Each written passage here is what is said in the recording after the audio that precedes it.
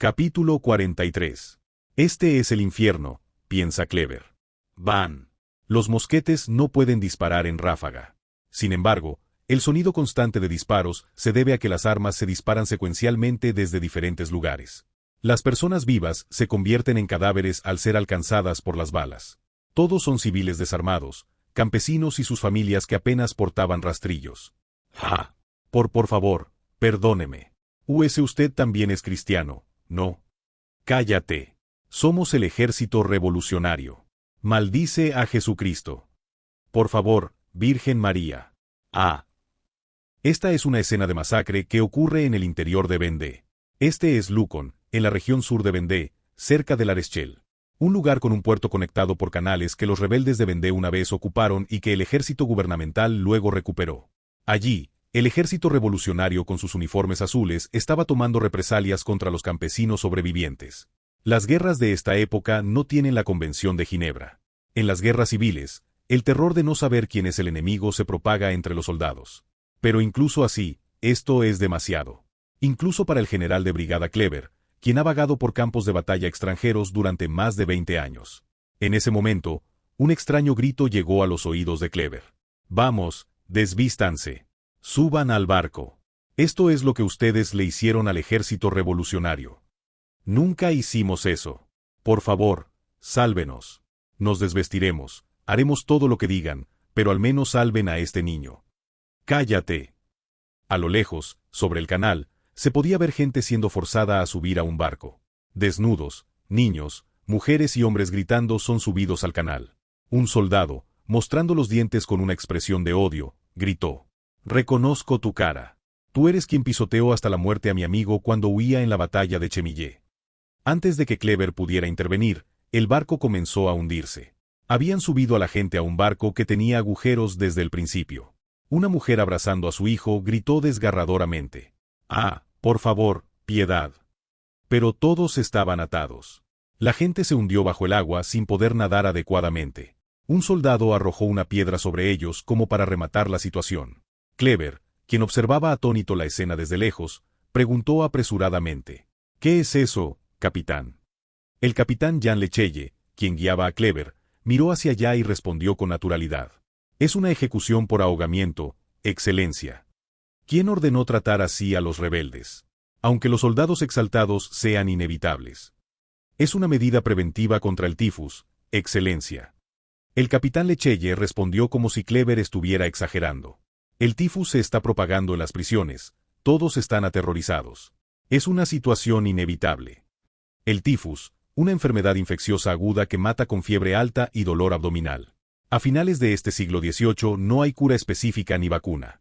En una época con pésima higiene, no hay medidas contra las epidemias una vez que se propagan. Como resultado, los soldados, junto con su sed de venganza, terminan matando a los prisioneros. Clever, horrorizado, gritó. Pero era necesario matar así a gente inocente, especialmente a las monjas, desnudándolas. Ya no estamos en la Edad Media, estamos casi en 1800. Pero nosotros solo seguimos órdenes. Al diablo con las órdenes. Clever gritó furioso hacia el capitán Lechelle y los soldados estacionados en Lucan. ¿Quién está al mando aquí? Ni siquiera París habría ordenado algo así. Al menos debe haber un juicio antes de una ejecución. Si Clever hubiera sido un simple soldado, Lechelle lo habría ignorado. Incluso si tuviera un alto rango, últimamente había muchos generales de brigada que habían ascendido rápidamente en el ejército revolucionario. Sin embargo, Clever no estaba solo. Tras él estaba la llamada División Mainz, un ejército de 14.000 hombres que había luchado en el frente del Rin. Una unidad que el gobierno revolucionario había extraído específicamente para someter toda la región de Vendée. Por eso ni Lechelle ni los otros soldados podían tratarlo con descuido, debido a los soldados de Clever. Mientras Lechelle vacilaba, un hombre con uniforme de general se acercó desde el centro de la masacre. Soy el general de división Jean-Antoine Rossignol, comandante de toda la región de Vendée. Es un placer conocerlo, general Clever. ¿Comandante? ¿No era el general Biron el responsable general de Vendée? Además, ¿por qué está el comandante aquí? Fue destituido desde París. Actualmente está bajo arresto. Clever frunció el ceño. Armand Louis de Gontaut-Biron, quien hasta hace poco era el comandante del frente del Rin. Aunque tenía el título de duque, se había unido al ejército revolucionario apoyando la revolución. Sin embargo, el gobierno revolucionario sospechaba de Biron. Esto se debía a que había surgido una gran sospecha en el frente del Rin. El caso de sospecha de traición de Dumouriez. La sospecha de que Dumouriez, una de las mejores cartas militares del gobierno revolucionario, estaba confabulado con el enemigo. De hecho, en la historia original, este incidente ya había ocurrido en marzo. Sin embargo, hasta octubre, Dumouriez no había tomado una decisión. Esto se debía a Hoche, quien se había convertido en cuñado de Joseph Bonaparte. Gracias al apoyo de Napoleón y Eugene, Hoche había tomado más control en el frente del Rin que en la historia original. Por eso Dumouriez aún no había podido desertar. Sin embargo, las sospechas estaban sacudiendo todo París y el Rin. Como resultado, todos los soldados de origen noble se convirtieron en objeto de sospecha. El duque de Biron probablemente también se había convertido en un chivo expiatorio. Pero que su sucesor fuera este desconocido Rossignol era demasiado. Kleber, con más de 20 años vagando por campos de batalla, lo supo con solo una mirada. Este tal Rossignol no sabía nada de guerra. De repente, Rossignol, limpiándose el sudor con manos ensangrentadas, explicó: «Tampoco nosotros hacemos esto por gusto, general. Este es un campo de batalla donde franceses matan y mueren a manos de otros franceses. Es diferente de su honorable frente del Rin». «¿Qué tiene de diferente? La muerte es igual en todas partes». «No, no lo es». Rossignol desvió la mirada con ojos cansados. «Aquí, tenemos que matar incluso a los niños». Su tono sugería que no le agradaba la idea. Pero su actitud también indicaba que no pensaba detenerse.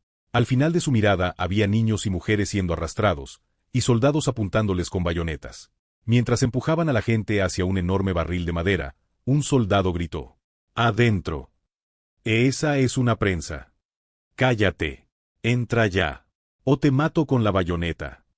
Una vez más, ante esta escena que superaba toda imaginación, Kleber miró a Rossignol con la boca abierta. ¿Qué están haciendo ahora?» Rossignol, con expresión grave, soltó secamente: «Venganza». Era un barril y un mecanismo llamado prensa de uva. Antes de que alguien pudiera detenerlos, los soldados activaron la prensa. En ese instante, la prensa se cerró con la gente todavía dentro. Crack. Kleber lo comprendió. Este era verdaderamente el infierno en la tierra. ¿Sería posible controlar toda la región de Vendée en esta situación? Hay problemas en L'Arechelle, general. En el cuartel general provisional de la División Mainz, establecido en Lucon, Kleber estaba sentado, sumido en la angustia. Rossignol y las principales fuerzas de supresión de Vendée se estaban moviendo actualmente hacia el norte, hacia Nantes. En este momento, el ejército gubernamental controlaba los puntos y líneas de Vendée, es decir, las ciudades y caminos. Por el contrario, las áreas rurales y los bosques estaban en manos de los rebeldes. Por eso, incluso el movimiento del comandante debía realizarse junto con todo el ejército. Rossignol había dejado la defensa de Lucon, recién sometida, a cargo de Kleber. L'Arechelle estaba al sur de Lucon. Por lo tanto, si surgían problemas en L'Arechelle, naturalmente Kleber debía encargarse. Sin embargo, Kleber respondió con cinismo mientras se tiraba de sus mejillas regordetas. ¿Problemas? El mayor problema es que este lugar está controlado por carniceros. No hay problema más grande que ese. No, es que ha llegado una unidad postal desde Marsella. ¿Unidad postal? Ah, ¿te refieres a esa unidad que el héroe de Tolón creó porque no tenía nada mejor que hacer? Bah, ¿qué importancia tiene el correo? Además, hay alguien aquí que pueda escribir cartas. En ese momento, el ayudante de Kleber, el coronel Boin de Maringe, se rascó la cabeza. Ese no es el problema, general. Esa unidad ha despojado del mando en L'Arechelle y ha tomado control de las tropas locales. ¿Qué? Es una rebelión. No parece ser eso. Sin embargo, solicitan una entrevista con usted. Es una denuncia de que el comandante local violó la ley militar. Kleber empezaba a entender la situación. Desde que llegó a Vendée desde Mainz, o Mayence como se le llamaba en francés, él mismo solo había recibido impactos.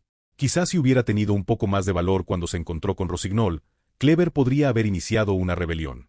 Parecía que los amigos de Tolón se habían exaltado. Sin embargo, Kleber resopló con cinismo.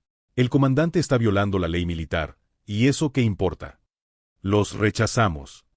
No, diles que vengan. Hay que enseñarles a los subordinados del héroe de Tolón cómo es realmente el mundo. ¿Qué es una mierda? Kleber había vagado por los campos de batalla durante bastante tiempo. Por eso sabía bien que la guerra era inhumana y que las órdenes de los superiores eran absolutas. Era la primera vez que incluso Clever veía un campo de batalla donde masacraban así a los civiles. ¿Pero no estaban en tiempos de revolución? Si por casualidad desobedecía, no solo él sino toda su familia podría terminar en la guillotina. Empezando por Byron, el anterior comandante de Vendée, ese era el destino que le esperaba en París. Sin embargo, Clever tuvo que asombrarse nuevamente al ver al comandante que entraba al cuartel general. Me presento. Mayor Eugene de Beauharnais de la División Especial de Marsella, comandante interino. Por órdenes del general Napoleón, vine a inspeccionar la situación postal en Vendée y he asumido el mando del regimiento de La Rochelle. Por más que se frotara los ojos, era solo un niño. A su lado estaba el mayor Marceau, que parecía un guardián, y detrás, en posición firme, el coronel Turó. Pero quien se presentó como comandante era un niño. Clever, atónito, miró a Eugene de arriba abajo y preguntó: «Por Dios, este país está verdaderamente perdido. ¿Cuántos años tienes?» «El próximo año cumpliré 13 años. Esto es una locura. Ya es incomprensible que un niño de 13 años esté en el campo de batalla. ¿Pero qué? ¿Mayor? ¿Quién te puso en ese puesto?» «Espera, dijiste Beauharnais». De repente, Clever torció el gesto y mostró los dientes. «¿No será tu padre ese Beauharnais, el expresidente de la Asamblea?» Alexandre de Beauharnais. El segundo hijo de la familia Visconde de Beauharnais y veterano de la Guerra de Independencia de Estados Unidos. Un oportunista que, tan pronto como comenzó la revolución, cambió rápidamente de bando y prosperó como cercano colaborador de Lafayette. Había sido presidente brevemente de la Asamblea Nacional, predecesora de la Convención Nacional, y ahora era uno de los comandantes del Frente del Rin. También había sido el comandante del cuerpo donde Clever trabajó hasta hace poco. Por supuesto, fue incompetente, y gracias a eso Clever fue capturado por el enemigo. En esa situación, el cuerpo de Maïns que vino aquí fue precisamente el que Alexandre liberó mediante negociaciones. Soldados deshonrados que fueron hechos prisioneros en Maïns. Un ejército enviado para lavar esa deshonra suprimiendo la guerra civil. Por supuesto, Alexandre se había esforzado a su manera por salvar las vidas de sus subordinados. Pero desde la perspectiva de Clever, era imposible verlo positivamente. Y ahora, incluso habían puesto como mayor a este niño que parecía ser su hijo. Era increíble. Sin embargo, Eugene, el niño que se presumía nombrado por conexiones, sonrió levemente. Como esperaba, es usted un verdadero soldado. Solo conoce el campo de batalla. Clever, atónito y con ganas de darle una bofetada, preguntó: «¿Qué es ese tono insolente? Aquí hay otro mayor además de mí. Es el mayor François Severin Marceau. Entonces ese mayor Marceau debería haber presentado la unidad, no un mocoso como tú». Eugene respondió encogiéndose de hombros. «Lo que voy a decir ahora es algo que nuestro mayor Marceau no se atrevería a mencionar». «¿Qué estás diciendo? Ah, ¿La Rochelle? Olvídalo. De todos modos, los rebeldes de Vendée pronto atacarán aquí de nuevo. Iremos a matar. Soldados y campesinos, todos. Deberíamos cambiar eso a un sistema donde solo se mate a los soldados, general». De repente, Eugene habló en voz baja, empezando por reemplazar al comandante. En ese momento, todos los oficiales de la división Maïns presentes en el cuartel general quedaron atónitos. El mayor Jean Boin de Maringe, el mayor Charles Mathieu Isidore de Caen, el mayor Jean Chrysostome Bruneteau de Saint-Suzanne. Excelentes oficiales que servían bajo el mando de Clever junto con su ayudante Maringe. Entre ellos, de Caen y Saint-Suzanne incluso llegarían a servir en la India. Pero ahora eran solo soldados comunes trasladados del Rin a Vendée. Todos quedaron paralizados ante la idea inconcebible de reemplazar al comandante. Sin embargo, Clever, en el centro de todo esto, no era un simple soldado común. Clever frunció el ceño y miró fijamente a Eugene. «¿Qué demonios estás diciendo? Francmasonería». «¿Qué?» Eugene, mirando fijamente a Clever como si lo desafiara, lanzó sus palabras. «Usted originalmente era albañil y arquitecto, y un miembro legítimo de la francmasonería. Permítame presentarme de nuevo». Antes de que Clever pudiera reaccionar, Eugene se presentó. «Soy Eugene de Beauharnais, subordinado del general Lafayette, actual gran maestro de la francmasonería francesa. Supongo que conocerá el término caballero de la princesa. Francmasonería. El hombre que quedaría registrado en la historia como el creador de la primera logia masónica en Egipto». Clever, el albañil, miró a Eugene y se sentó. «Te escucho». Así que Clever también era miembro secreto del Partido Monárquico Constitucional. En esta época revolucionaria, La población francesa ya superaba los 25 millones. Sin embargo, en cualquier época, la élite que lidera la sociedad es una minoría. No solo la clase noble que representa el 3% de la población, sino también la burguesía revolucionaria es una minoría. Incluso en el ejército revolucionario francés, que ya superaba los 600.000 hombres, la clase de oficiales era una minoría. Por eso Eugene y Kleber estaban conectados por solo un grado de separación. La mala relación con Alexandre y la conexión con Lafayette. Eugene explicó mientras desplegaba un mapa de Vendée sobre el escritorio del cuartel general provisional. En Vendée, el odio es inevitable ahora. Los realistas ya han masacrado a los republicanos. No es extraño que los soldados estén llenos de ira y sed de venganza. De hecho, las masacres comenzaron con los realistas. Por ejemplo, la masacre de Machecoul en la costa occidental. Cientos de ciudadanos republicanos fueron atacados y masacrados por los campesinos. Sumado a esto, los ataques sorpresa típicos de una guerra civil se multiplicaron, causando numerosas bajas entre los soldados enviados para la represión. Naturalmente, incluso los soldados revolucionarios reclutados a la fuerza no podían evitar llenarse de ira. Por supuesto, Kleber, quien había sido soldado profesional desde muy joven, preguntó con cinismo. Entonces, matarlos a todos. Eso es imposible. Y si lo hiciéramos, la guerra nunca terminaría. A menos que matemos a todos los que están aquí. A este paso vamos a terminar matando a los 300.000 habitantes de esta región. En el momento en que Kleber chasqueó la lengua, Eugene respondió. Rossignol o Carrier, que está por encima de él, podrían hacerlo, general. Por supuesto, Kleber pensaría que era una exageración. Sin embargo, esto es lo que realmente sucede en la historia original. La operación de tierra arrasada. Es lo que hace el coronel Turreau, quien está parado tensamente detrás de Eugene. Si solo mira su rostro, no parece en absoluto un asesino. ¿Pero acaso Rossignol nació siendo un asesino? En el proceso de implementar el torbellino revolucionario en la realidad, esto es lo que sucede cuando simplemente se siguen las órdenes al pie de la letra. Es lo que hacen los burócratas sin pensamiento propio. Por supuesto, Kleber es todo lo contrario. Frunciendo el ceño, Kleber preguntó. Entonces, ¿qué propones? Debemos reemplazar al comandante. Y reducir al enemigo a soldados, no civiles, y consolar a los civiles. Suena fácil. Todo es difícil. Para empezar, ni siquiera puedo controlar a mis propios hombres. De hecho, la división Maïns, o división mayense, también se está exaltando mientras controla esta región. Aquellos que ya tienen experiencia en la guerra matan fácilmente. Si los rebeldes realistas atacan usando a los habitantes, es obvio que responderán con represalias.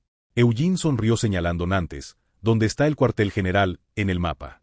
Por eso debemos reemplazar al comandante. Tengo entendido que fue derrotado en Maïns, general. Es un insulto. ¿No le gustaría recuperar su honor? Kleber, mirando fijamente a Eugene, volvió a hablar. ¿Cómo? Kleber había logrado hazañas sobresalientes en el Rin.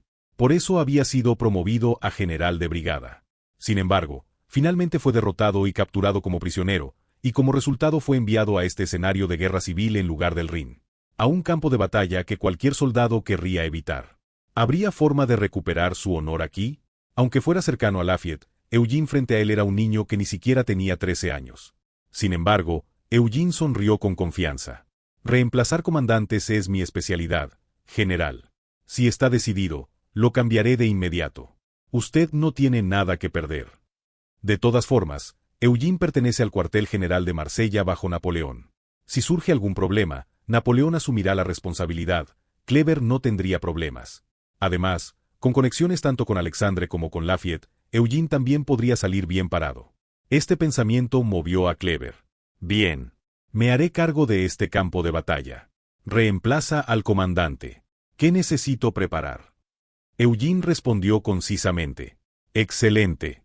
Entonces, comenzamos derrotando a Rossignol. Para eso, distribuiremos panfletos. Pero de una sola página. Todavía era una época donde no existían las octavillas o materiales de propaganda. Eugene había decidido difundir panfletos de agitación como medio para esparcir rumores. No en forma de libro, sino como una octavilla de una sola página.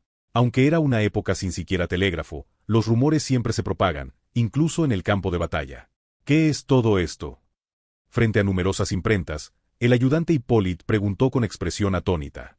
En La Rochelle, después de que Eugene tomara control del regimiento de Turreau, el control de esta pequeña ciudad pasó a sus manos. Aunque era una pequeña ciudad, había sido un próspero puerto hasta la Guerra de los 7 años.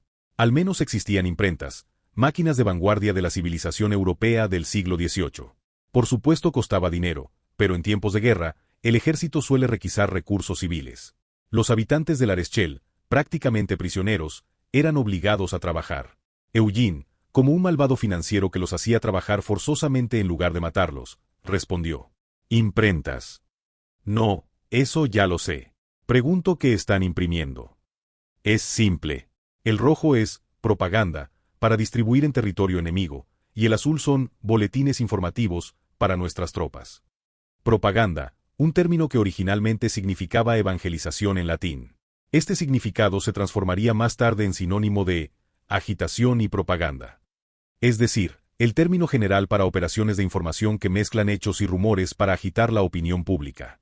Los panfletos de una página que Eugene estaba creando eran el núcleo de esto.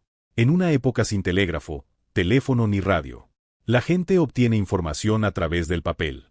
Como cuando Eugene, el caballero de la princesa, se hizo conocer hasta Marsella con solo una ilustración. Clic. Mientras observaba las grandes letras imprimiéndose sobre el papel, Hippolyte tomó una hoja. Veamos el contenido. En ese momento, Hippolyte quedó atónito, con los ojos a punto de salirse de sus órbitas. Luis XVII ha vendido Francia a Inglaterra. Toda la pólvora y las armas de los realistas de Vendée vienen de Inglaterra. La Roche-Jacqueline es un esclavo de Inglaterra. Los nobles se preparan para huir a Inglaterra, país de los demonios anglicanos. Oh, traidores. Abandonan la fe católica y la patria para vender Francia. A finales del siglo XVIII, Europa ya podía imprimir en 3 colores primarios.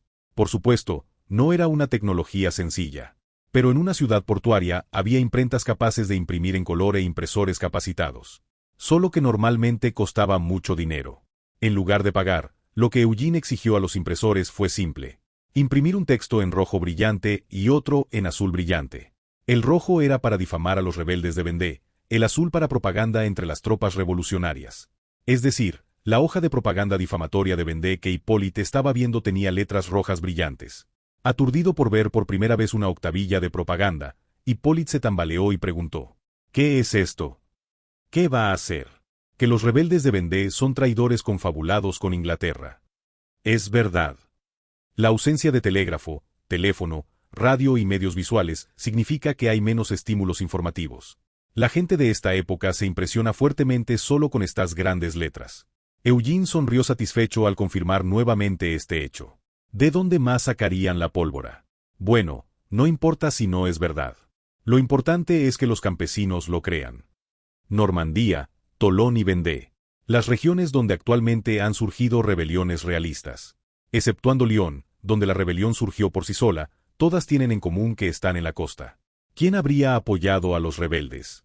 Incluso sin contar Tolón, donde el ejército inglés entró abiertamente, es altamente probable que la marina inglesa proporcionara suministros. En particular, incluso al ejército regular del gobierno revolucionario francés le falta pólvora y apenas puede realizar prácticas de tiro con munición real. Que un ejército rebelde de simples campesinos pueda usar armas de pólvora no es algo común. Sin alguien que le suministre pólvora, sería imposible. Así que, independientemente de la verdad, este panfleto podría parecer plausible para los habitantes de Vendée. Sin embargo, estamos a finales del siglo XVIII, justo antes del nacimiento del nacionalismo. ¿Y reciben ayuda de Inglaterra, el rival y enemigo de Francia? Por muy unidos que estén los rebeldes por la fe, esto debe hacerlos tambalear. Además, Inglaterra ni siquiera es un país católico. Hipólita sintió con admiración y tomó la hoja con letras azules. Entonces, este otro, E.U.M. El panfleto azul tampoco se quedaba corto. Rossignol y Carrier están ejecutando masacres y ahogamientos forzados, engañando a la Convención Nacional de París. Parecía un panfleto por el que podrían ejecutarte bajo la ley militar si descubrían quién lo había publicado. Por supuesto, Eugene lo distribuiría usando la compañía postal, pero era demasiado provocativo. Además, ¿no habían sido las masacres ordenadas por la Convención Nacional? Hippolyte ladeó la cabeza y preguntó: ¿qué significa todo esto? Eugene miró el impreso y dijo: en la guerra, es difícil evitar los asesinatos por venganza. Eso, bueno, es cierto. Yo mismo me enfurezco cuando veo morir a mis camaradas. Pero hay una gran diferencia entre asesinatos esporádicos y masacres organizadas. Especialmente en una organización militar como la actual, es difícil que ocurran masacres sin órdenes sistemáticas. En el futuro vendría una era de movilización total donde ejércitos de 200.000 hombres se enfrentarían en el campo de batalla. Pero por ahora, las batallas involucran decenas de miles contra decenas de miles. Además, hay una gran diferencia de escala entre asesinatos por venganza contra civiles y masacres organizadas sistemáticamente. Por ejemplo, lo que podría resultar en la muerte accidental de decenas de personas se convierte en una tragedia donde mueren decenas de miles. ¿Pero ocurrirían masacres solo porque los soldados pierden el control? Ya no estamos en el siglo XIII medieval, sino a finales del XVIII. En Europa, la mayoría de los soldados saben leer o al menos conocen la Biblia. Es decir, no son bárbaros. Por eso las masacres de decenas o cientos de miles no ocurren simplemente por la ira de los soldados.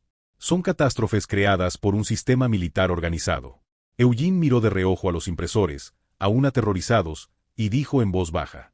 En resumen, las masacres que ocurren ahora en Vendée suceden porque son ordenadas a nivel de comando. Todo el mundo necesita ser consciente de esto. Especialmente Robespierre en París. No importa si Robespierre lo intentó o no. Las masacres han comenzado, y solo necesita darse cuenta de que esto se convertirá en una carga política y debe detenerse inmediatamente. Una vez que estos panfletos empiecen a circular, esa carga surgirá definitivamente. Sin embargo, Hippolyte aún tenía dudas. ¿Cómo se enterará Robespierre de esto? Hay 470 kilómetros de París a La Rochelle. Incluso Nantes, que está más cerca, está a 380 kilómetros. ¿Cómo se enteraría Robespierre, estando tan lejos, de estos panfletos? Eugene respondió con cinismo. Robespierre es una persona muy desconfiada. ¿Crees que simplemente enviaría un diputado y se quedaría tranquilo? Sin duda habría enviado exploradores para recopilar información. Pero al revés, esto también significa algo más. Hasta este punto, Robespierre ha estado ignorando las masacres. La revolución puede convertir a un simple estudiante universitario en diplomático o en espía. Esta Vendée es verdaderamente horrible. Un joven de apenas 18 años, pero con rostro bastante maduro, cabalgaba mientras se limpiaba el sudor. Marc-Antoine Juyen era el nombre del joven. Era un privilegiado de una familia revolucionaria, hijo del vicepresidente de la Convención Nacional que compartía su mismo nombre. Originalmente una familia burguesa bastante adinerada del sur de Francia, había ascendido a la élite con el inicio de la revolución. Gracias a esto, el joven Juyen fue seleccionado como diplomático por Condorcet, el presidente del Comité de Asuntos Exteriores. Su misión era establecer líneas de comunicación con la nobleza francesa exiliada en Londres y el Parlamento inglés. Bastante hábil, Juyen logró establecer conexiones con dos personas importantes. Talleyrand, un noble francés exiliado, y el conde de Chesterfield, un influyente británico. Aunque Talleyrand sería famoso en el futuro, en este momento Chesterfield era mucho más influyente. Era uno de los opositores del famoso Pitti cercano al rey Jorge III. Sin embargo, con los rápidos cambios políticos, Juyen tuvo que regresar urgentemente. Francia e Inglaterra habían entrado en estado de guerra. Al volver a Francia, el poder supremo había cambiado. Robespierre había partido cuando Lafayette y Brissot eran influyentes, pero todo había cambiado en un año. Aún así, por ser joven, de familia revolucionaria y simpatizante de la revolución, Juyen ganó la confianza de Robespierre, tanto como para ser enviado a Vendée con una misión secreta. Donde quiera que vaya, solo hay destrucción. Juyen observó con rostro sombrío los pueblos destruidos, los cadáveres y los fuegos aún ardiendo. Era el escenario de un enfrentamiento entre el ejército revolucionario y los rebeldes. Era lo mismo en cualquier parte de Vendée. Ve gente muerta, a punto de morir o muriendo. Cuando regresó de Londres, no imaginaba que Francia estaría en esta situación. ¿Por qué había sucedido todo esto? En ese momento, ¡clop! De repente, alguien a caballo pasó rápidamente esparciendo panfletos. Fue tan rápido que Juyen ni siquiera pudo ver quién era. Parecía llevar uniforme militar, pero cubierto con un abrigo que ocultaba su color. Al menos era seguro que no era el azul del ejército revolucionario. Juyen, sobresaltado, retrocedió y murmuró suspirando. ¿Qué fue eso? Un rebelde. Debe tener cuidado, comisario. Los rebeldes aún merodean por esta zona de Lucan. ¿No ven que hay gente viva? Sería problemático si alguien nos escucha. Juyen hizo gestos frenéticamente ante las palabras de sus escoltas. De cualquier manera, no podía venir solo a una zona rebelde. Por eso Juyen, enviado como supervisor, vino acompañado de soldados que también actuaban como guardaespaldas. De repente, notó que los sobrevivientes del pueblo los miraban con ojos de odio. Huyen suspiró y ladeó la cabeza. ¿Qué es esto? Había un panfleto caído. El soldado que acababa de pasar era en realidad Jean-Marie Sylvain Goyer, un sargento cercano a Eugene. Había participado en la toma de la Bastilla, cruzado el Atlántico con Eugene y luchado en la batalla de Tolón. Ahora estaba en Vendée como parte de la Compañía Especial de Correos. Estaba distribuyendo panfletos producidos en La Rochelle por toda Vendée. Por supuesto, Huyen, que desconocía esto, también vio los panfletos. Un escolta rápidamente recogió un panfleto. Parece un texto inquietante. Aparentemente lo hizo y distribuyó uno de nuestros soldados. A ver, ¿Luis XVII vendió Francia a Inglaterra? Ah, ¿se refiere al conde de Artois? Bueno, ciertamente se exilió en Londres. ¿Es propaganda del ejército de supresión de Vendée? Está bien hecho. Este es de diferente color. Es azul. En ese momento, Huyen abrió los ojos con asombro. ¿Qué es esto? Era un texto en letras azules brillantes, completamente inesperado. Rossignol y Carrier han matado a los habitantes de Vendée. Los ahogaron desnudos por la fuerza. Debajo había una ilustración. Un barco, un río y personas. Gente desnuda cayendo al río.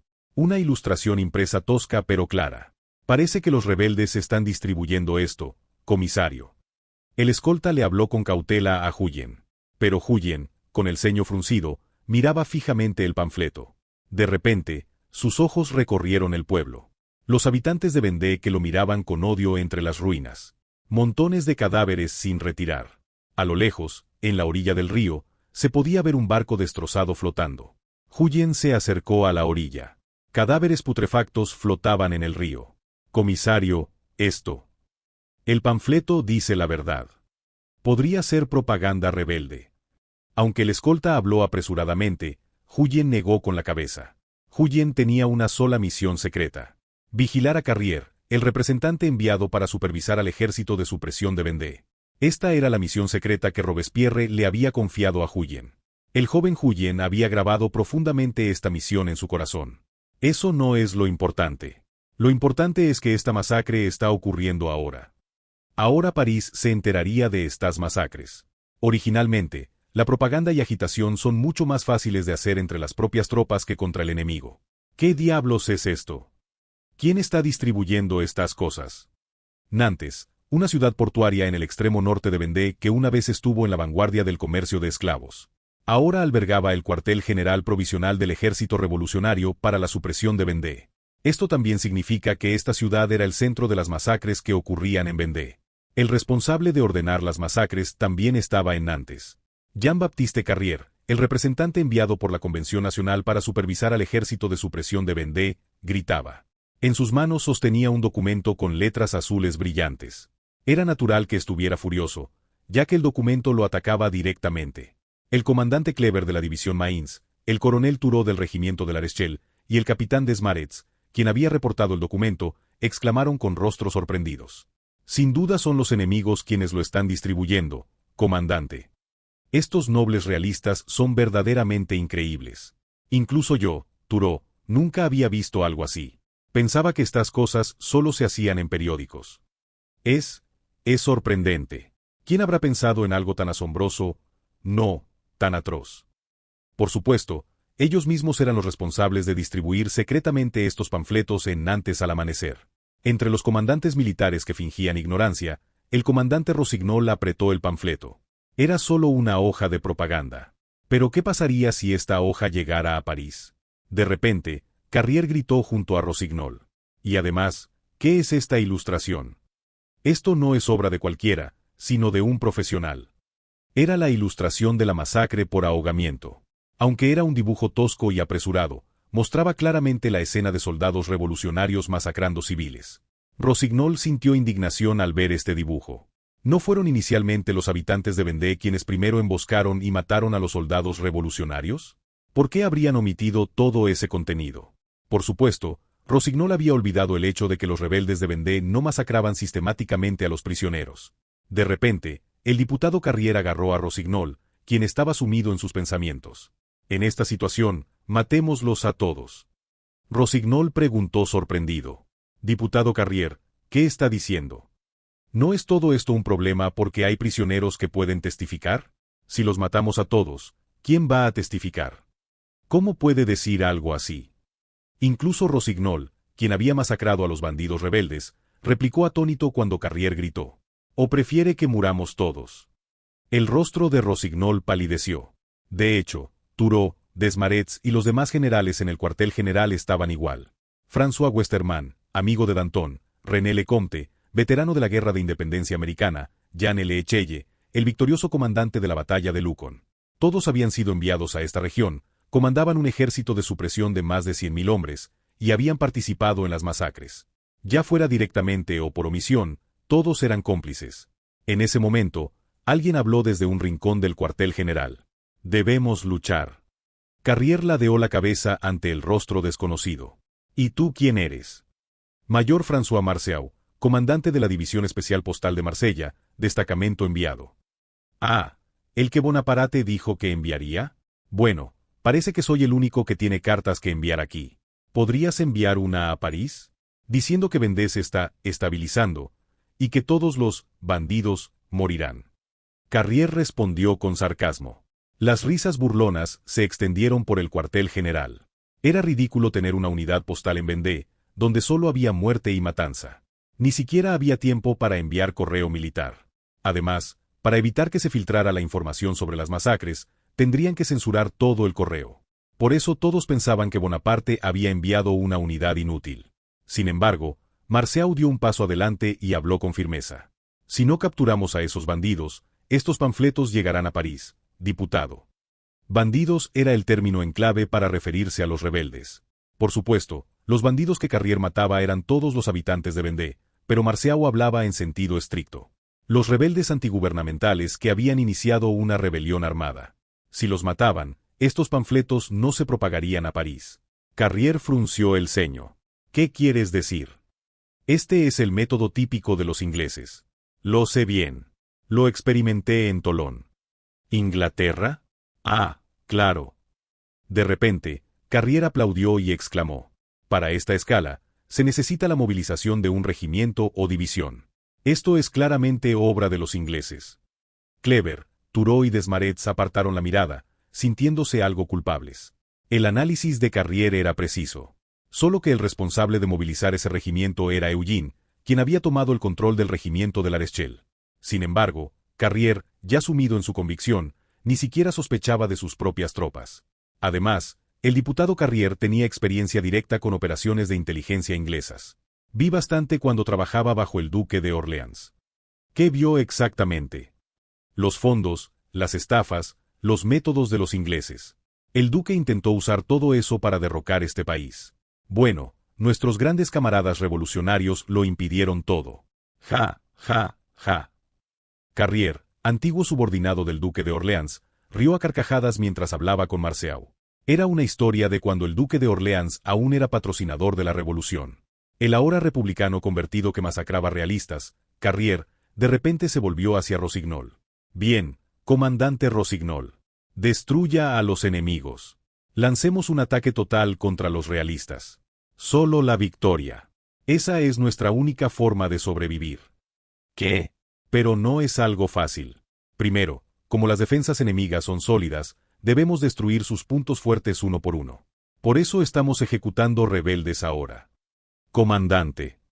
De repente, Carrier miró fijamente a Rossignol mostrando los dientes. Lo diré una vez más. Quiere que muramos todos juntos. Esto no era simple ansiedad de Carrier. Era algo que realmente sucedería en la historia original. Cuando las masacres se vuelven un problema, Carrier, Rossignol, Westermann y otros responsables de Vendée son arrastrados a París. Después, la guillotina corta sus cabezas. Naturalmente, Carrier no conocía la historia, pero había intuido la llegada de tal situación. Rossignol suspiró. Entendido. En ese momento, se decidió la ofensiva total del ejército de supresión de Vendée. Observando esto, Marceau, con los ojos brillantes, miró disimuladamente a Eugene, que estaba a su lado. Eugene sonrió levemente y dijo en voz baja: «Está hecho». Ahora, Rossignol caería en la trampa diseñada por Eugene. Capítulo 44. Tradicionalmente, Octubre es la época en que termina la cosecha y los pobres recogen el trigo caído. Sin embargo, desde que comenzó la guerra civil, toda actividad agrícola se detuvo. Las manos que antes sostenían el arado ahora empuñaban rifles de caza. Las narices que antes se llenaban con el aroma de la tierra ahora estaban saturadas con el olor de la sangre. Solo querían mantener su fe. Ya era bastante difícil lidiar con las malas cosechas. Tampoco les agradaba que los burgueses de París, quienes habían matado al rey que veneraban como al cielo, les estuvieran dando órdenes. Y para colmo, desde París llegó la orden de reclutamiento forzoso porque había estallado la guerra. Finalmente, no pudieron soportarlo más. Desde entonces hasta ahora, los campesinos que no pudieron cultivar han presenciado muchas cosas extrañas. Gente matándose entre sí, iglesias ardiendo y valiosos campos de trigo reducidos a cenizas.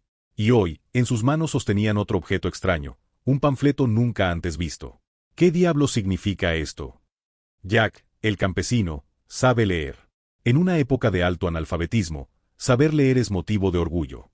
Lo aprendió gracias al devoto Padre Mer, quien le enseñó en la iglesia. Sin embargo, ahora Jack pensaba en lo maldita que era su capacidad de leer. ¿Qué dice ahí? Vamos, dinos de una vez. Ese color rojo no presagia nada bueno. Los excampesinos, ahora soldados, alborotaban alrededor de Jack. Una ciudad rodeada por un denso bosque. Son los soldados rebeldes de la Vendée que protegen Cholet.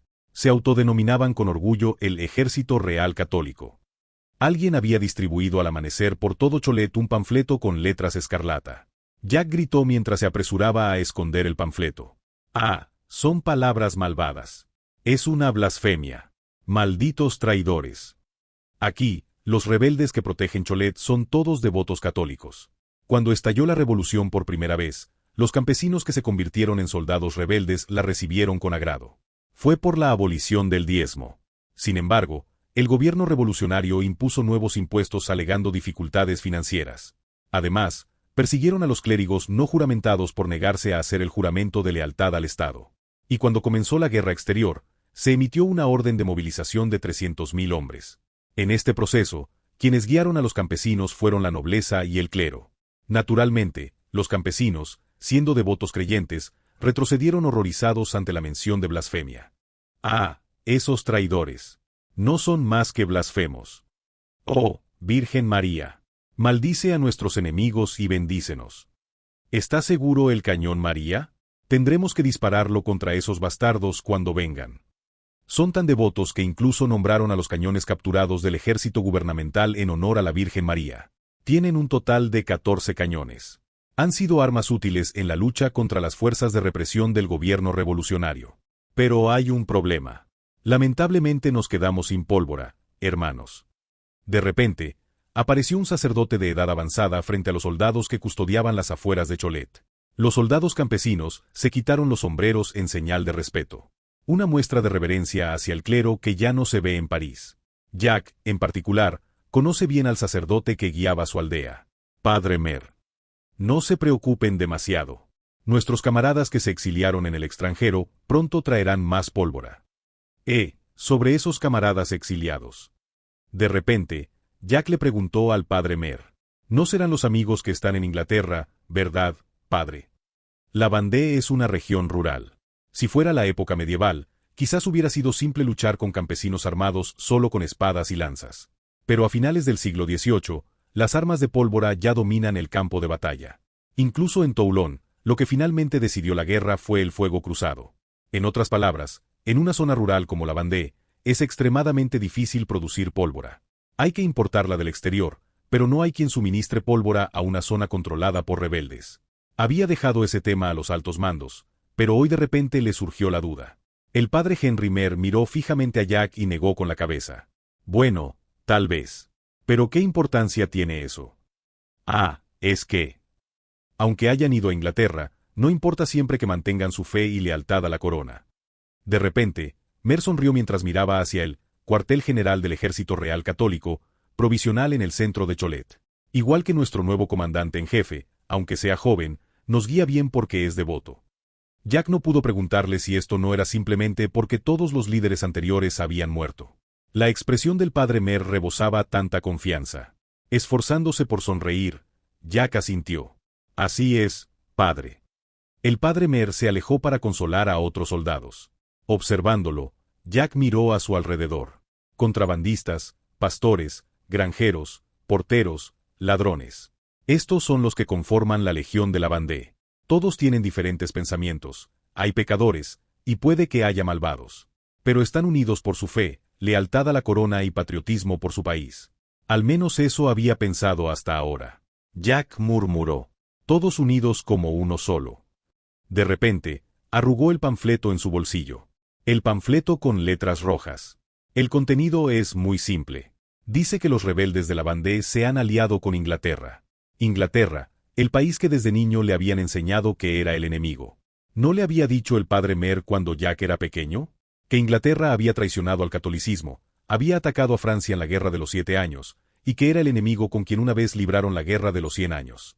Mientras rompía el papel en pedazos, Jack gritó, ¿qué significa esto? En ese momento, las campanas sonaron en el campanario de Cholet, la ciudad piadosa. Don. Los soldados comenzaron a rezar uno tras otro. Este es Cholet, el bastión de los rebeldes de la Vendée, donde los campesinos se levantaron. Más aún, es el punto de reunión de los antiguos nobles que sueñan con restaurar la monarquía. Sin embargo, los peces gordos siempre huyen cuando estalla una crisis. Comandante en jefe, esto es verdad.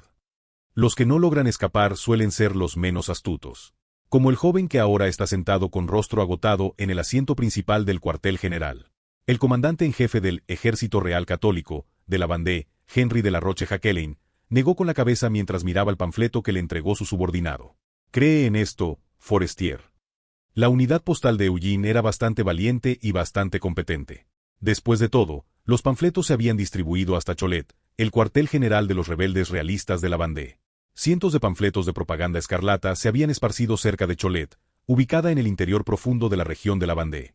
Aunque trataron de recoger todos los posibles, los rumores ya se estaban propagando entre los soldados. Tanto así que hasta el comandante de la vanguardia, Henry Forestier, había venido corriendo a preguntar. La Roche-Jacquelin habló con firmeza. Obviamente es mentira. ¿No saben todos que nuestro ejército se levantó por voluntad de los campesinos? Todos fuimos elegidos, no planeamos la rebelión desde el principio. Pero la gente está inquieta. Además, algunos dicen haber visto comerciantes ingleses. Todos son mentiras. Dígales a todos que cualquiera que propague estos rumores será identificado y juzgado por la ley militar. Forestier, el realista que con sus 19 años era más un niño que un joven, se inclinó y se retiró. Aunque en realidad, el comandante en jefe de los rebeldes, la Roche-Jacquelin, también era muy joven. Apenas tenía 21 años. El joven noble la Roche-Jacquelin, responsable de 100.000 rebeldes de la Vendée, o más bien campesinos, suspiró. No esperaba recibir este tipo de ataque. Esto es grave. De repente, otro noble joven que estaba junto a la Roche-Jacquelin habló. Era el marqués Louis de Lescure, quien actuaba como su consejero. Con apenas 27 años, ni siquiera tenía experiencia militar, solo estudios en la academia militar. Por eso le habían confiado el mando a la Roche-Jacquelin, quien al menos tenía algo de experiencia militar. El consejero, el marqués de Lescure, dijo. La Roche-Jacquelin, esto es obra de los traidores. Sin duda. ¿Quién no lo sabe, marqués de Lescure? Pero parte de lo que dicen aquí es verdad, ¿no? SHHH. Lescure bajó la voz mientras miraba alrededor. Que nadie lo oiga. No debe saberse que el primer ministro Pitt nos está apoyando. William Pitt, el primer ministro británico. El verdadero líder del Imperio Británico, que seguía el camino de la monarquía constitucional. El poder detrás de bastidores que considera peligrosa a la Francia revolucionaria y apoya a los realistas. También es el patrocinador que suministra la pólvora y alimentos que actualmente usa el ejército rebelde de la Vendée. Fue el mismo primer ministro Pitt quien envió tropas británicas a Toulon. Solo los altos mandos rebeldes como la Roche-Jacquelin y Lescure conocían este hecho. Por supuesto, ni la Roche-Jacquelin ni Lescure tenían intención de traicionar a su país. Simplemente, con el gobierno revolucionario controlando Francia, no había otro lugar de donde obtener suministros más que del extranjero. Pero ¿qué pasaría si los campesinos, que constituyen la mayoría de los soldados, se enteraran de esto? Podrían pensar exactamente lo que dice este panfleto de propaganda. Que son traidores. La Roche-Jacquelin suspiró y dijo. ¿Qué debemos hacer, marqués de Lescure? Todos nuestros comandantes competentes han muerto. ¿Por qué dices que no hay comandantes competentes? Aún tenemos a François de Charette y al general Jean-Nicolas Stofflet. Y sobre todo, te tenemos a ti. No se puede comparar con Bonchamps. Si tan solo el marqués de Bonchamps siguiera vivo. Había otros que originalmente comandaron este levantamiento, que ellos llaman la insurrección. Catilineau, D.L.B., Bonchamps. Los tres tenían experiencia militar, especialmente Bonchamps, que había participado en la Guerra de Independencia de Estados Unidos. Esta era una de las razones por las que los rebeldes tuvieron tanto éxito al principio, porque contaban con comandantes muy competentes. Sin embargo, el gobierno revolucionario envió un gran ejército de 100.000 hombres a la Vendée y llevó a cabo una masacre que se asemejaba a una operación de tierra arrasada. Aunque esta operación fue brutal, tuvo un efecto inmediato en la supresión de la rebelión. De cualquier manera, Catilineau, D.L.B. y Bonchamps murieron intentando detener la masacre. Los únicos que quedaban eran comandantes nobles demasiado jóvenes y campesinos sin conocimientos de guerra. Charette y Stofflet eran soldados experimentados, pero demasiado independientes. Después de todo, luchaban con sus propias fuerzas separadas del ejército principal. Fue entonces cuando... Luchemos. La Rochejaquelein habló con rostro decidido. Luchar. Se refería a lanzar una ofensiva total. Aunque el ejército rebelde de la Vendée había ganado la mayoría de las batallas, había sufrido demasiadas bajas. Por eso se habían retirado a su bastión y se concentraban en defenderlo. Además, escaseaban la pólvora, los alimentos y las municiones. Lescure señaló ese punto. ¿Qué estás diciendo? Aún no ha llegado la pólvora prometida de Inglaterra. Si nos falta, podemos hacer cargas con bayoneta. Estamos aislados en Cholet. De todas formas, necesitamos una salida. ¿Hacia dónde? ¿Has olvidado que fallamos en recuperar Nantes? ¿Hay algún otro lugar para atacar? La ciudad más grande en esta región de la Vendée es, sin duda, Nantes. Había elementos descontentos dentro de la ciudad, y los realistas eran mayoría absoluta en las tierras agrícolas cercanas. Por eso, el plan de los rebeldes de la Vendée era ocuparla y convertirla en un punto fuerte realista. Pero incluso los líderes iniciales de la rebelión fracasaron. Y ahora faltaban comandantes, tropas y pólvora. ¿Sería posible recuperarla? Sin embargo, la Rochejaquelein habló con firmeza. Estos rumores afectan a los soldados precisamente por la falta de suministros. Para resolverlo necesitamos el mar, necesitamos una victoria. ¿No está Machecoul todavía bajo nuestro control? Y Savenay al norte también. Ambas están en la costa del Loira que lleva al Atlántico desde Nantes. Por ahí recibimos los suministros de Inglaterra. Hay que cambiar el enfoque. Veo que ahora el enemigo solo está pendiente de Nantes, Anjou y la dirección de Normandía al norte. De repente, la mirada de la Rochejaquelein se dirigió al mapa sobre la mesa en el centro del cuartel general provisional. Mejor vamos a L'Arechelle. He oído que las tropas que estaban allí están subiendo hacia el norte. Al sur de la Vendée. Opuesto al norte, donde se concentra la fuerza principal del ejército revolucionario de represión. Un ataque sorpresa, por así decirlo. Lescure abrió mucho los ojos y expresó su preocupación. Es una idea brillante. Pero entonces Cholet quedará vacía. ¿Cuánto tiempo podemos resistir aquí? En este interior. Eso. Al final, aquí en Cholet solo se marchitarían aislados. Además, ¿no había un precedente? El caso de Toulon, donde las tropas británicas intervinieron directamente. Aunque la rebelión de Toulon fracasó, la Rochejaquelein, quien antes de la revolución disfrutaba de las historias heroicas griegas, sintió algo. Esta situación era como una escena de prueba en un mito heroico. A diferencia de los que fracasaron en Toulon, la Rochejaquelein triunfaría en L'Arechelle. Como en las historias heroicas de los mitos. Debemos controlar la costa para comunicarnos directamente con Inglaterra. Tomemos L'Arechelle. Marqués, por favor, defienda Cholet. Sin embargo, como la Rochejaquelein no había leído los mitos heroicos a fondo, había algo que no sabía. Los héroes míticos terminan de una de dos maneras. O mueren, o se convierten en dioses. Y la mayoría muere. Además, a veces el verdadero héroe que controla la situación es otro. Como Eugene, quien había vaciado L'Arechelle deliberadamente. Entonces, ¿dónde está Eugene ahora? Ha hecho un buen trabajo, sargento Elie. Fue una suerte tener a alguien de la Vendée en nuestra unidad. Se habían trasladado hasta cerca del cuartel general de las fuerzas de represión, al sur de Nantes. En realidad, la rebelión de la Vendée se desarrollaba en un constante vaivén donde ningún bando tenía el control total. Por eso, mientras las pequeñas ciudades costeras estaban en manos de los rebeldes, las carreteras que atravesaban el interior estaban controladas por el ejército revolucionario. Era un lugar donde las fuerzas de represión y los rebeldes luchaban entremezclados. Esa era la característica del caótico campo de batalla de la Vendée. En esta situación, para infiltrarse en territorio enemigo y distribuir panfletos de propaganda, era absolutamente necesario alguien local. Afortunadamente, uno de los miembros originales que había viajado a Martinica con Eugene era de la Vendée. El sargento Jacques Elie, que acababa de regresar de Cholet, se rascó la cabeza y sonrió suavemente. «Es mucho más fácil que matar gente, Monsieur Eugene». «No, Mayor Eugene. Lamento haberlo involucrado en el ejército. Eso también es inevitable en estos tiempos revolucionarios. De todas formas, yo ya tenía experiencia militar. Pero...». De repente, el sargento Elie preguntó. «Vi a los rebeldes moviéndose en Cholet. ¿Qué hará ahora, mayor?». Eugene dirigió su mirada al mapa. Estrictamente hablando, Cholet está en la periferia de la región llamada Vendée. Está bastante lejos de Nantes, donde está el ejército principal revolucionario, y muy cerca de Lareschel. Si envían su fuerza principal a Lareschel, ¿podrá Cholet resistir la ofensiva general del ejército revolucionario? Eugene juzgó que sí podría.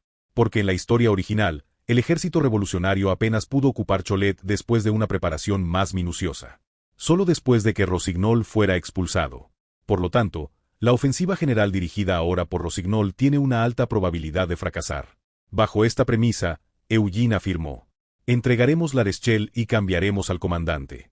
Este es el fundamento de nuestro plan. Entonces, esta información la ocultaremos al cuartel general». Eugene brilló los ojos mientras miraba el mapa. «Debemos hacer que concentren todas sus fuerzas en Cholet sin saber nada». Se iniciaba una operación de engaño que engañaría tanto a aliados como a enemigos. Finales de octubre de 1793.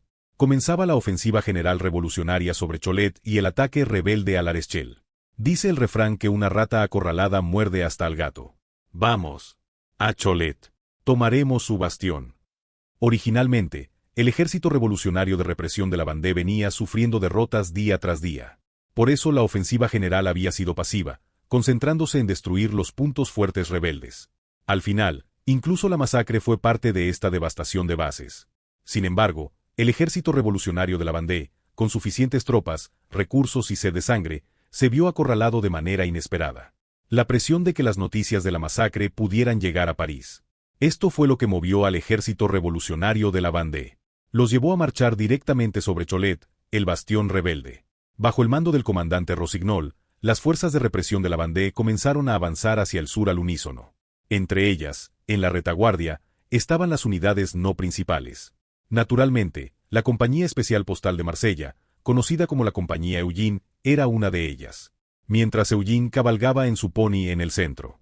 «Oye, antes de entrar en batalla, hay algo que quiero preguntar». De repente, su ayudante Hippolyte, que lo seguía vigilando los flancos, le habló. «¿Qué cosa?». «Bueno, en una batalla siempre se puede morir. Si te quedas a mi lado, no morirás». «Ja. Nuestro genio del juego está lleno de confianza. En fin, me estaba carcomiendo la curiosidad. ¿Qué es exactamente la francmasonería? ¿Es la razón por la que el general Kleber confía en ti?». «No». En realidad, la confianza de Eugene no era mera bravuconería.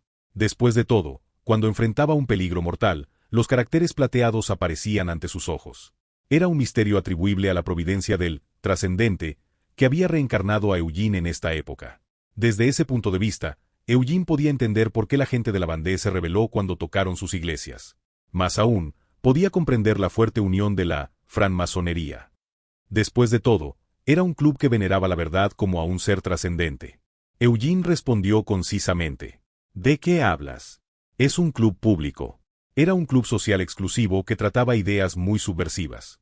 Ahora esas ideas subversivas se han convertido en la revolución. ¿Y eso es suficiente para que el general Kleber actúe? El capitán Brueys también se movió por esa palabra antes. «Eres perspicaz». Bueno, quizás sea la diferencia entre los que creen en los principios de la organización y los que no. Eugene dijo mientras miraba de reojo a la división de Mainz marchando en la retaguardia de las fuerzas de represión. «Iluminar el mundo con la verdad. La libertad y la igualdad son las antorchas de la verdad. Por lo tanto, ilumina el mundo con libertad e igualdad». ¿Qué es eso?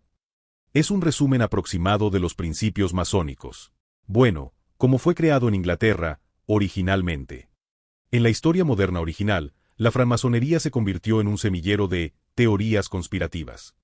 Sin embargo, a finales del siglo XVIII, en su periodo de formación, era un club social que creía en la libertad, la igualdad y la verdad. Como todo lo extraño, comenzó en Inglaterra.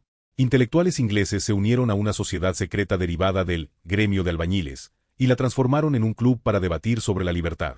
Así que en realidad, no todos los masones eran albañiles. Simplemente ocurría que el general Clever, que se había convertido en masón, era de origen albañil. De cualquier manera, este club causó una onda expansiva en la sociedad europea dominada por el cristianismo, porque enseñaba que otra lógica, no la fe, como la ciencia, la razón y la lógica, podía ser la verdad. Las discusiones de los miembros de este club provocaron el movimiento de independencia estadounidense en las colonias británicas del Nuevo Mundo y la Revolución en Francia. Sin embargo, una vez lograda la independencia y estallada la Revolución, los miembros del club perdieron entusiasmo. En Francia, el duque de Orleans, que era el gran maestro original, había huido. Entonces, ¿quiénes siguen unidos como miembros masones ahora? Según entendía Eugene, los que realmente creyeron en ello permanecieron, y los que pensaron que la revolución era mejor o no creyeron, se fueron. Los que quedan piensan que la revolución va por mal camino. Las evaluaciones pueden ser diversas. Pero, de repente, Eugene señaló al costado del camino y habló en voz baja. Sería difícil justificar esos cadáveres. Aunque toda la Vendée está llena de cadáveres, los alrededores del camino están peor. Es el resultado de la lucha entre rebeldes y fuerzas gubernamentales por controlar esta ruta. Incluso durante la marcha actual, ha habido varios ataques sorpresa y escaramuzas para repelerlos. Podría entenderse si fueran soldados de un país enemigo. Pero, ¿no son todos franceses? Hippolyte, que había estado asintiendo gravemente, ladeó la cabeza. Entonces, ¿qué estás planeando? ¿Qué quieres decir? Has armado algo demasiado grande. Ahora hay un gran ejército de 100.000 hombres involucrado en toda la región de la Vendée. La información podría filtrarse a París. Hippolyte susurró mientras miraba de reojo al mayor Marceau, que dirigía la marcha de la compañía más adelante. Se supone que vinimos a buscar a la novia de Marceau. En realidad, había otra razón para el despliegue de la compañía Eugene. La razón explicada a Napoleón era crear una facción pro-napoleónica en las fuerzas de represión. La razón oficial reportada a París era inspeccionar la situación postal. Pero el motivo original para marchar hacia la Vendée fue claramente por Marceau. ¿Dónde estará realmente la novia de Marceau? Sin embargo, Eugene sacó un tema inesperado. ¿Sabías que ahora cada hombre adulto tiene un voto?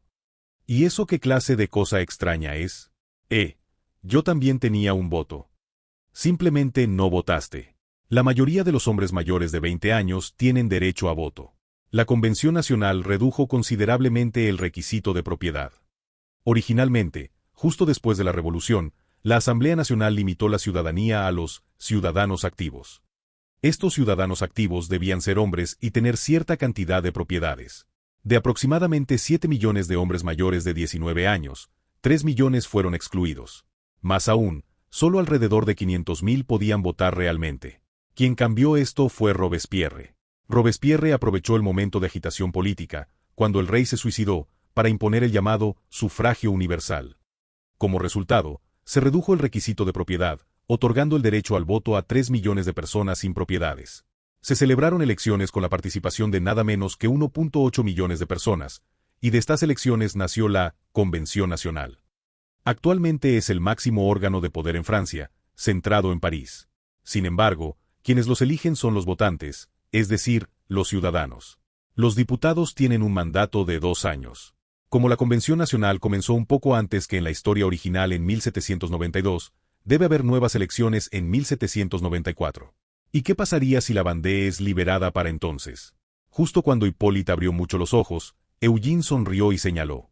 ¿Acaso la gente de la Vendée no son ciudadanos franceses? Es decir, Eugene estaba respondiendo a la pregunta de Hippolyte sobre qué estaba planeando. La gente de la Vendée también tiene derecho al voto. Por supuesto, solo los hombres adultos tendrían derecho a voto. Y podría restringirse temporalmente por ser considerados traidores. Pero el apoyo de cientos de miles de personas es poder en sí mismo en una república. En una república, el poder viene del voto de los ciudadanos. Espera. Eso es solo nominal, en realidad lo tienen los diputados de la Convención Nacional. ¿Y si lo convertimos en algo real? Aquí en la Vendée hay entre 300.000 y 600.000 personas como mínimo. Si incluimos las fuerzas de represión, podrían ser unos 700.000. Aquí es donde se conecta con la razón que Eugene le dio a Napoleón para ir a la Vendée. ¿Qué tal si podemos convertir a toda esta gente en partidarios del general Bonaparte? Más allá de simplemente la Legión de la Vendée, convertir a la Vendée misma en una fuerza de apoyo para Napoleón. Una región contrarrevolucionaria teñida completamente de realismo. Hippolyte quedó boquiabierto ante la enorme escala de 700.000 personas. Es impresionante, pero ¿no era Bonaparte un militar? Necesita el apoyo ciudadano. Aunque ahora ha cambiado, ¿no sabes que al principio de la revolución los oficiales y soldados eran elegidos por votación? ¿En serio? Pero, esto no está muy lejos de buscar a la novia de Marceau. Eugene se encogió de hombros. ¿Por qué no? Estamos siguiendo el rastro, mientras ejecutamos la operación. ¿Qué? ¿Dónde crees que fueron los soldados del regimiento costero de La Rochelle? Están en una operación de búsqueda con el pretexto de la represión. Después de todo, muchos de ellos son originarios de esta región de la Vendée. Ahora que lo menciona, más de la mitad del regimiento costero de La Rochelle no está. La mayoría de los oficiales, excepto el coronel Turreau, también han desaparecido. Pensaban que habían salido como exploradores, pero había otra razón para su desaparición. Era para buscar con el retrato de Angélique, el primer amor de Marceau. En ese momento, Marceau se acercó desde el frente hacia Eugene e Hippolyte. Parece que estamos por llegar. Deberíamos prepararnos para la batalla. Mirando a Marceau con ojos muy cansados, Eugene respondió. Nosotros estaremos en la retaguardia. Cierto. Bien. Entonces vamos a detenernos. Marceau. De repente, Eugene afirmó dirigiéndose a Marceau.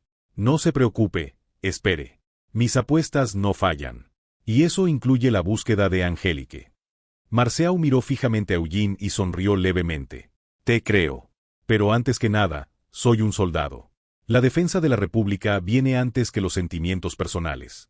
Por cierto, ¿cuál es el plan? Aunque la razón para venir a la Vendée fue buscar a Angélique, Marceau es una persona con un fuerte sentido de la responsabilidad. Al ver el caos en la Vendée, parece que siente que debe resolverlo de alguna manera. Esa debe ser la razón por la que está ayudando con la peligrosa trampa de Eugene. Eugene miró hacia Cholet, que apenas se divisaba a lo lejos, con un brillo en los ojos. El ejército debe perder, y nosotros debemos ganar. Era el momento en que comenzaría la batalla por Cholet. Cholet es una especie de cuenca rodeada de colinas. Toda la división, adelante. Primero ocupen las alturas y desplieguen fuego. Ellos no tienen pólvora. La infantería de ligne, la famosa infantería de línea. 3 filas de soldados con mosquetes, extendidas en formación horizontal. Es decir, los soldados avanzan en formación de 3 filas. Un total de 5 divisiones, 50.000 hombres. Van. El ejército principal revolucionario bajo el mando de Rossignol avanzó hacia Cholet. Originalmente, antes de la revolución, Cholet era una región famosa por sus tejedores. Sin embargo, después de la revolución, se convirtió en el bastión central de los rebeldes realistas. Este es también el lugar donde ocurrió el primer levantamiento en febrero de 1793, cuando comenzó la orden de movilización de 300.000 hombres. 8 meses después, los disparos volvían a resonar en las afueras de Cholet. Las fuerzas de represión de la Vendée de Rossignol, 50.000 hombres en 5 divisiones, se abalanzaron sobre Cholet. La división de Maïns, el regimiento de La Rochelle y la compañía postal de Marsella formaban la retaguardia. Un esfuerzo desesperado de Rossignol por ganar méritos y librarse de la acusación de asesinato. Aunque puede parecer ridículo desde la perspectiva histórica posterior, el fuego de 10.000 hombres en formación de 3 filas es formidable. Tanto que las fuerzas defensivas de Cholet, estimadas en 100.000, apenas podían salir.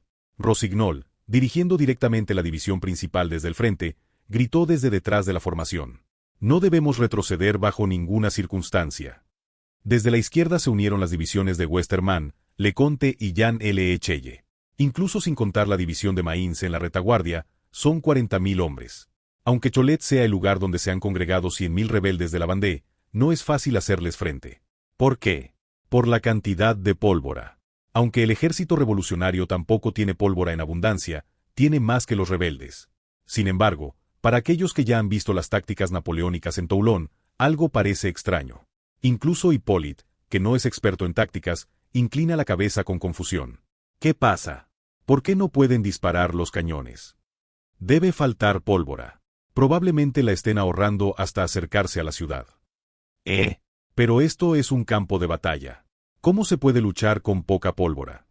Eugene, montado en su pony, respondió mientras observaba el frente. La línea del frente principal está en la frontera. Aquí hay que luchar con suministros mínimos. Por eso la guerra se está estancando. La compañía postal de Marsella estaba compuesta enteramente de infantería montada, es decir, los llamados dragones. Por supuesto, hacia finales del siglo XVIII, los dragones se refieren prácticamente a la caballería. Sin embargo, Eugene llenó la compañía postal con infantería montada en su sentido más puro, porque no necesitaba las cargas de caballería que se requieren de las unidades de caballería. Además, siendo exsoldados realistas recién reclutados, les resultaba difícil realizar las cargas de caballería requeridas. En cambio, mientras el ejército principal de Rossignol avanzaba a pie, la compañía de Eugene había llegado a caballo, junto con el regimiento Turreau de La Rochelle, que originalmente debería estar defendiendo La Rochelle. Hippolyte, observando la situación desde las alturas al norte de Cholet, chasqueó la lengua. Si seguimos así, no podrán atravesar las líneas. Son más resistentes de lo que pensábamos. Con el general Kleber o Marceau al mando, nada sería imposible. Es la incompetencia de Rossignol. Donde sea, los generales incompetentes que ascienden rápido son el problema. Mira allá. En ese momento, de repente, la situación en el frente cambió. Los rebeldes de la Vendée, que hasta hace un momento solo defendían débilmente el interior de Cholet, cambiaron su estrategia. Velocidad como el viento. Una unidad de caballería apareció repentinamente rodeando el bosque en las afueras occidentales de Cholet. Habían aprovechado que la Vendée está cubierta de bosques por todas partes. Atraviesen las líneas enemigas, leales soldados del rey. Mientras el comandante al frente gritaba, Hippolyte quedó boquiabierto. Dios mío, eso es caballería. Caballos ágiles, mosquetes cortos, armadura ligera. No es infantería montada común, sino un nivel superior, carabineros, es decir, caballería de élite. Los carabineros golpearon el flanco del ejército principal de Rossignol a una velocidad impresionante. ¡Van! Las líneas comenzaron a romperse. No solo la división de Rossignol que avanzaba de frente, sino también las divisiones de Westermann, Leconte y Jean L. Echelle quedaron desconcertadas.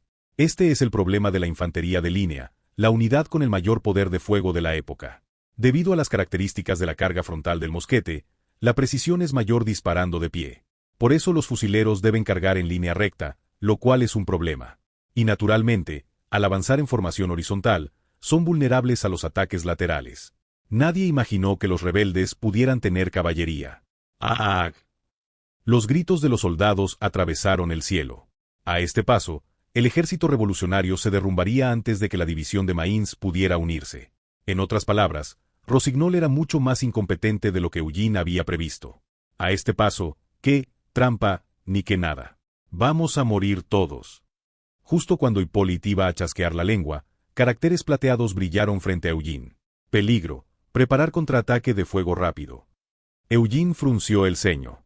Si la carga de caballería terminara solo con el ataque lateral, al menos Eugene estaría a salvo. Al final, hay una sola razón por la que aparecieron los caracteres plateados. Significa que la carga de caballería arrasará hasta la retaguardia. Eugene reaccionó instintivamente al aviso.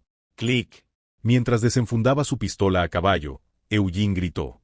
Preparen fuego coordinado. ¿Qué? Ese espera. No estoy listo. No digas tonterías, Hippolyte. Toda la unidad, desmonten. Un ataque sorpresa pone a todos en estado de pánico. Los soldados no son la excepción. En esta situación, lo que hace mover a los soldados no es otra cosa que su comandante. La compañía especial de Eugene se movió ante la actitud extremadamente serena de su comandante. Clop, clop, clop. Al frente estaba nada menos que Marceau. Ahí vienen, Eugene. El grito de Marceau cortó el aire con agudeza. Los carabineros que acababan de golpear el flanco del ejército revolucionario ahora se acercaban como en un giro. Por suerte, los mosquetes de los carabineros obviamente no son de fuego rápido. Sin embargo, estaban a punto de soltar sus mosquetes y sacar sus pistolas. En ese instante, Eugene ordenó: «¡Abran fuego!». Simultáneamente, la compañía especial postal de Eugene inició el fuego coordinado en posición sentada. Con tiro rápido. A finales del siglo XVIII, originalmente los fusiles no podían disparar en ráfaga. Sin embargo, la compañía especial postal de Eugene tiene dos tipos de armas. Una es el rifle Ferguson, capaz de cargar por la recámara. La otra es el rifle Girardoni, que llevan ahora como equipo de emergencia. Un fusil con cargador tubular que permite cargar las balas en sucesión. ¡Ah! ¡Ah! Hippolyte gritó mientras disparaba. Los jinetes que se abalanzaban frente a él eran aterradores. Pero la orden había sido dada, y sus manos se movían por reflejo, disparando continuamente las balas del cargador impulsadas por gas. Exactamente 20 tiros. Un fusil de aire comprimido que necesita recarga de gas después de disparar. Pero puede disparar en ráfaga hasta 20 tiros. Los 100 miembros de la compañía dispararon simultáneamente sus 20 tiros en ráfaga. Primero se asustaron los caballos. Los jinetes realistas que avanzaban con ímpetu comenzaron a retroceder en masa. El comandante de caballería al frente, que parecía un joven noble, gritó mientras perdía su sombrero emplumado. Retirada. Aunque son carabineros, los rebeldes de la Vendée son básicamente tropas irregulares. No pueden estar bien entrenados. Comenzó una retirada en masa tan rápida como había sido su carga. Tom, tom, tom. Justo después, el cañón del fusil de Hippolyte se detuvo. Clic. En realidad, los fusiles de aire comprimido no son tan potentes como los de pólvora. Además, si se dispara en ráfaga como Hippolyte, los 20 tiros se agotan rápidamente. Por eso, si el joven noble que dirigía a los carabineros hubiera sido más valiente, el resultado podría haber sido el opuesto. Sin embargo, los carabineros de la Vendée quedaron atónitos ante el fuego en ráfaga coordinado que nunca habían visto. Eso decidió la batalla. Mientras guardaba el rifle Girardoni, Hippolyte se limpió el sudor frío. Ese estuvo cerca. Marceau, el coronel Turreau y su ayudante, el teniente coronel Grignon, comentaban excitados. Esto no es nuestro ejército revolucionario. Dios mío, los rebeldes tienen caballería. Debe ser la Tremouille. El segundo hijo del duque de Thouars y conde de Laval. Es famoso como caballero. Este debe haber sido su último golpe. Si presionamos ahora, la victoria es nuestra. Antoine-Philippe de la Tremouille. Un militar que se hizo famoso como comandante de caballería en la rebelión de la Vendée. Por supuesto, como la mayoría de los comandantes de caballería, es excelente la carga pero su visión del campo de batalla no es muy amplia. Esta vez también huyó sorprendido cuando se encontró con un contraataque repentino. Si hubiera tenido una visión más amplia, se habría dado cuenta de que solo la compañía de Eugene estaba contraatacando. Especialmente el regimiento del coronel Turreau, con solo la mitad de sus números, estaba en posición de ser arrollado por la caballería. Repentinamente, Hippolyte, mientras intentaba calmar su corazón agitado, volteó a mirar a Eugene. Eugene, todavía montado, también sonreía mientras exhalaba un suspiro de alivio. Te lo dije, Hippolyte. No te dije que si estabas conmigo no morirías. Hippolyte quedó boquiabierto por el asombro antes de estallar en carcajadas. Ah, sí. Gracias a ti estoy vivo. Ja, ja, ja. En ese momento, un oficial se acercó apresuradamente desde el sur hacia la retaguardia. Eugene miró al oficial y sus ojos brillaron con interés. Era el capitán Desmarres. Una figura que había dejado deliberadamente en la L'Arechelle al evacuarla. Una especie de castigo por la masacre. Parecía haber sobrevivido milagrosamente y llegado corriendo. Cubierto de polvo y con aspecto desaliñado, Desmarres gritó. Es una emergencia. ¿Dónde está el comandante? ¿Qué sucede, capitán? El comandante Rossignol está en el frente de la zona de operaciones. No hay tiempo para esto. L'Arechelle. El capitán Desmarres exclamó. L'Arechelle ha sido tomada por un ataque sorpresa de los realistas. Mientras las fuerzas gubernamentales concentraban sus fuerzas aquí en Cholet, los rebeldes realistas habían aprovechado ese hueco. Un verdadero golpe inesperado. Sin embargo, Eugene sonrió secretamente. Perfecto. El comandante realista se había movido exactamente como Eugene quería. Ahora, la posición de Rossignol estaba acabada. 30 de octubre de 1793. Era el día en que Eugene había demostrado por primera vez en Francia la táctica de fuego en ráfaga coordinado en Cholet.